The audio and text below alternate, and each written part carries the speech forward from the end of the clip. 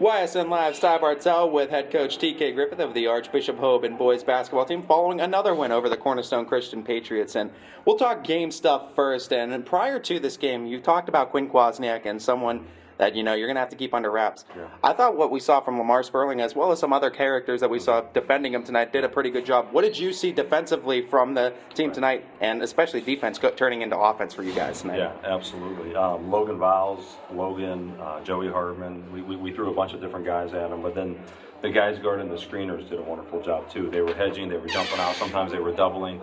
Kind of mixing it up a little bit, and it made him slightly uncomfortable. Of course, he's still a great player. He still almost had 20 points. I think he had 17, but he's going to get his points. He went to the rim a little bit better than I thought he would, and had a couple runners. So obviously he's a great player because he's averaging whatever he's averaging.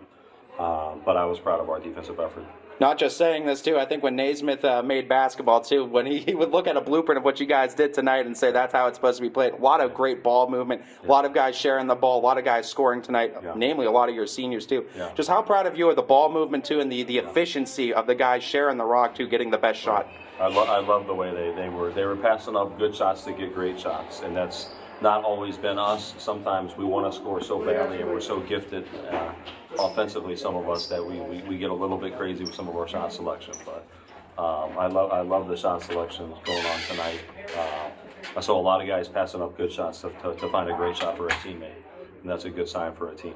There's a lot of seniors on this team, and we could probably make a 30-minute video talking about every single one of them individually. Right. But just let's talk about this senior class as a whole, too. How important and how much they have meant to not only the team this year, but the program as a whole. Yeah, well, this is their probably 37th or 38th win in 2 years, and we're not done yet, so hopefully we'll win a couple more. But even if they don't and tragedy strikes, to win almost 40 games in 2 years is pretty special when you only play 22, especially with our schedule. You always have your St. V's and your Walshes and so many tough teams we play. I'm not going to go through our schedule, but to win basically close to 40 games in 2 years, to make a regional run, it's a little bit of a dream come true for me because my son's in that class, and I always wanted to hopefully be competitive by the time he came up here, and hope he could be a part of something fun, and we've been able to have some fun. Obviously, winning always helps. To double down on that, too, and just Andrew being a part of this, you've been a part of a lot of winning teams. Yeah. I know the Hoban family is strong, too, so you've had a lot of kids of yours that have graduated as seniors. Exactly. But just talk about that feeling while having just Andrew, being able to walk the senior night. What were your emotions at, too? Because you've had a lot of senior nights where, you're the coach, too, and you're kind of dad, but now you're actually dad before it. Yeah, he's our fourth kid, so we've had a few senior nights, but no boys. No boys that have played basketball on senior night. So it was pretty emotional, but I kept it all in. They had done something for me on Saturday, so I got a lot of my emotions out for my 30th year. But he and his friends, the fact that he's friends with all these guys, Colin Coyne, Brody Frangis, Nate Corwin, Will Scott, Logan Viles, Andrew, Lamar, Jay Crable. I'm missing one. Who the heck am I missing? I think I got them all. Who else starts as a senior? Will Scott. I think I said Will Scott.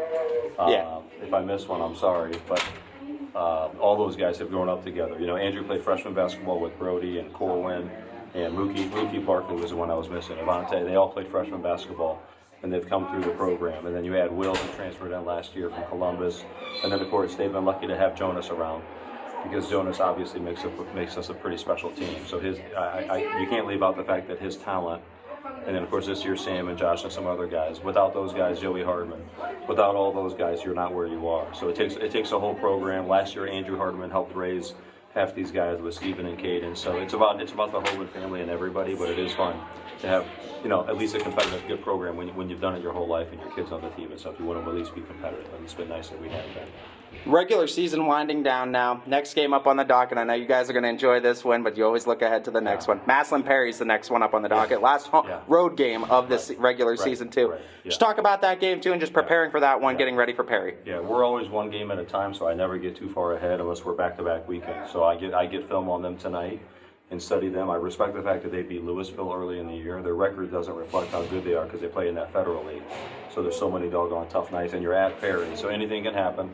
Not going to worry about it till tomorrow morning, but we'll look at the film, respect them, and then Luther and West, and then obviously I want to have a great week. I want to get everybody healthy. We have a couple guys sick.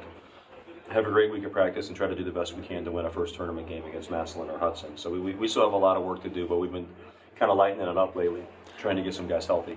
Knights head coach TK Griffith following the Archbishop Hoban Knights' 17th win of the season over Cornerstone Christian.